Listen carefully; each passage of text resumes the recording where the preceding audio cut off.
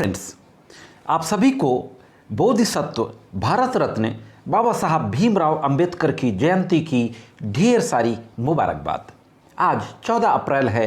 हम सभी जानते हैं कि आज बाबा साहब की जयंती है और पूरे देश ही नहीं बल्कि पूरी दुनिया में बाबा साहब की जयंती को अलग अलग समूहों के द्वारा, अलग अलग संगठनों के द्वारा जोर शोर से मनाया जाए। साथियों, आज मैं कानून की किसी धारा या सुप्रीम कोर्ट या हाई कोर्ट की किसी निर्णय के बारे में बात करने नहीं जा रहा हूँ, बल्कि आज बाबा साहब के द्वारा किए गए कुछ महान कार्यों के बारे में बात करने जा रहा हूँ।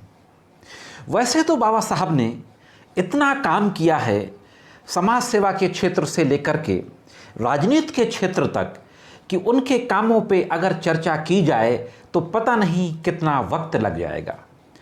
लेकिन उन्हीं महान कामों में से कुछ महत्वपूर्ण कामों के बारे में आज के इस वीडियो में ज़रूर बात करेंगे।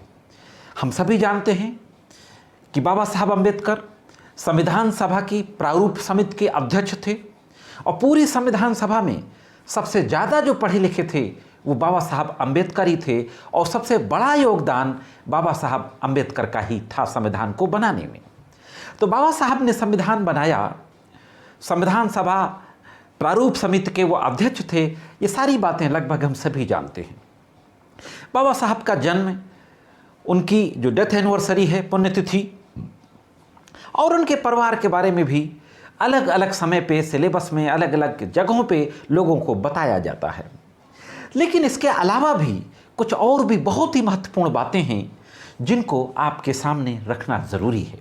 तो दोस्तों, जुड़े रहें आखिर तक, बहुत ही महत्वपूर्ण जानकारी है।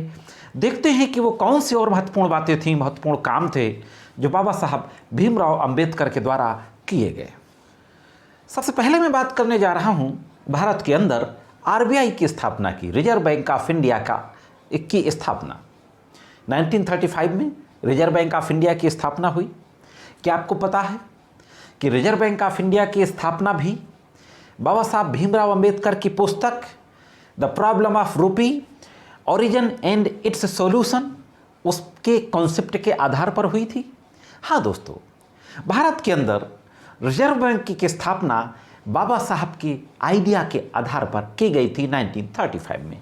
तो एक बहुत बड़ा योगदान था रिजर्व बैंक ऑफ इंडिया की स्थापना में। इसी के साथ साथ दोस्तों, एक बहुत बड़ी घटना बाबा साहब के जीवन की सब लोगों ने सुना होगा कि बाबा साहब अंबेडकर ने महान सत्याग्रह किया था और उसी दिन जो मनुस्मृति, जो जिसको कि बाबा साहब विरोध करते थे, उसको जलाने का काम भी बाबा साहब और उनके तमाम साथियों के द्वारा किया गया था और मनुस्मृति दहन का नाम दिया गया था। तो उसी दिन यानी 1927 को बाबा साहब अंबेडकर ने महाड़ सत्याग्रह किया था। महाड़ की जो झील थी, जो लेन थी, वहाँ पर अछूतों को पानी लेने की इजाज़त नहीं थी। अछूतों की परछाई से भी उस दौर में जब लोगों को छुआछूत हो जाती थी, तब बाबा साहब अंबेडकर ने 1927 में अपने साथ उन तमाम अछूत समुदाय के लोगों को ले जाकर के महाड़ की जो झील थी उसमें पानी पीने का हक दिलाया, जिसको महाड़ सत्याग्रह के नाम से जाना गया।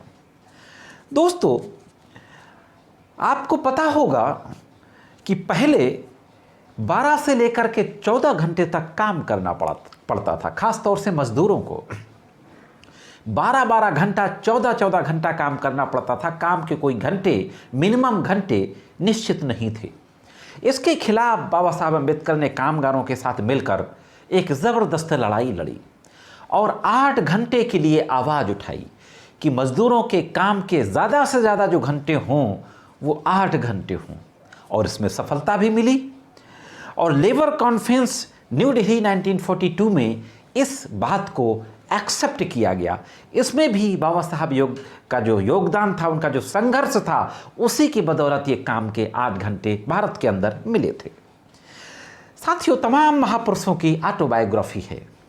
महात्मा गांधी की ऑटोबायोग्राफी है, माई एक्सपेरिमेंट विद ट्रुथ, मेरे सत्य के प्रयोग। विंस्टन चर्चिल हो, नेल्सन मंडेला हो, तमाम जो महापुरुष हुए हैं दुनिया के अंदर, उनकी ऑटोबायोग्राफियाँ हैं। लेकिन किसी की भी ऑटोबायोग्राफी किसी देश में बच्चों के सिलेबस में टेक्स्ट बुक के रूप में जहाँ तक मेरी जानकारी है शायद पढ़ाया नहीं जाता। हो सकता है किसी किताब में उसका एक चैप्टर जरूर हो, लेकिन पूरी एक टेक्स्ट बुक के रूप में नहीं पढ़ाया जाता जिसमें 20 पेजेज हैं। लेकिन बाबा साहब अम्बेडकर की जो ऑटोबायोग्राफी है, जिसको वेटिंग फॉर वीज़ा के नाम से जाना जाता है, जो कोलंबिया यूनिवर्सिटी में टेक्स्ट बुक के रूप में पढ़ाई जाती है। हाँ दोस्तों, कोलंबिया यूनिवर्सिटी में बाबा साहब अम्बेडकर ने कोलंबिया यूनिवर्सिटी में अपनी पढ़ाई की थी। उनके जीवनी के तमाम उतार चढ़ाव से संबंधित एक बहुत बड़ा इतिहास है। किसी अन्य वीडियो में डिटेल में उनकी जीवनी के तमाम फैक्ट्स के बारे में और बात करेंगे। साथियों, इसी तरह आपको ये भी पता होगा कि बाबा साहब अम्बेडकर ने लंदन स्कूल ऑफ इकोनॉमिक्स से पीएचडी की थी इकोनॉमिक में, और ये 8 साल का थीसिस कोर्स था। और बाबा साहब ने 8 साल के उस रिसर्च वर्क को 2 साल 3 महीने के अंदर ख़त्म कर दिया था। बहुत ग्रेट अचीवमेंट था, बहुत हार्ड वर्क का काम था। 8 साल के काम को 2 साल 3 महीने में ख़त्म करना। लंदन स्कूल ऑफ इकोनॉमिक्स में पीएचडी इकोनॉमिक्स से की थी, और उस समय इकोनॉमिक्स से पीएचडी करने वाले वो पहले भारतीय थे, बाबा साहब अम्बेडकर। हम जानते हैं कि बाबा साहब स्वतंत्र भारत के पहले लॉ मिनिस्टर थे और हिंदू कोड बिल लाए थे। 3 सालों तक लंबा संघर्ष करना पड़ा था बाबा साहब को हिंदी कोड बिल के लिए।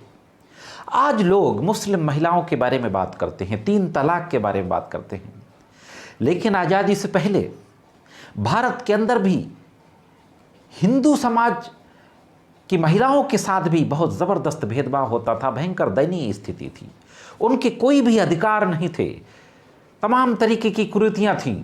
बाबा साहब अम्बेडकर ने हिंदू कोड बिल के जरिए उन तमाम कुरीतियों के खिलाफ आवाज़ उठाई, और आज़ादी के बाद जो एक बहुत बड़ा क्रांतिकारी कानून पारित किया गया, हिंदू विवाह अधिनियम 1955 में, और इसी के साथ साथ Hindu adoption and maintenance act, special marriage act, ये जो तमाम एक्ट आए जिसमें महिलाओं को तमाम अधिकार दिए गए, वो चाहे इनहेरिटेंस का अधिकार हो, प्रॉपर्टी में जो अधिकार मिलता है, पैतृक संपत्ति में, चाहे राइट टू अडॉप्ट चिल्ड्रन, बच्चे को गोद लेने का अधिकार हो, चाहे दूसरी शादी करने का अधिकार हो पति की मृत्यु के बाद, ये तमाम अधिकार जो मिले थे ये बाबा साहब के संघर्ष के बदौलत मिले थे। अंत में एक और महत्वपूर्ण बात आप लोगों को बताना चाहूँगा। देश के अंदर वाटर और इलेक्ट्रिसिटी को लेकर के जो नेशनल पॉलिसी बनी, जिसके तहत हमारे किसानों के खेतों तक बिजली पहुंची, बिजली से सिंचाई शुरू हुई, घर घर तक पानी पहुंचाने का काम आज भी जारी है। तो नेशनल वाटर और इलेक्ट्रिसिटी पॉलिसी के तहत जो बिजली और पानी के क्षेत्र में जो तमाम विकास कार्य आज़ादी के बाद शुरू हुए, यह भी बाबा साहब भीमराव अंबेडकर का ही आइडिया था। उन्हीं के आइडिया पर यह काम भी शुरू किए गए थे साथियों। तो दोस्तों, ये थी कुछ ज़रा सी बाबा साहब के जीवन की महत्वपूर्ण बातें, जिनको आपके सामने मैंने इस वीडियो के माध्यम से रखा। मैं समझता हूं कि जानकारी आपको ज़रूर अच्छी लगी होगी। ये जानकारी कैसी लगी कमेंट्स करके ज़रूर बताएं। आज की वीडियो में सिर्फ इतना ही। मिलते हैं किसी अन्य वीडियो में कानून की कुछ अन्य जानकारियों के साथ। तब तक कानून के विभिन्न तरीके की जानकारियों के लिए देखते रहें लीगल एंड सोशल अवेयरनेस।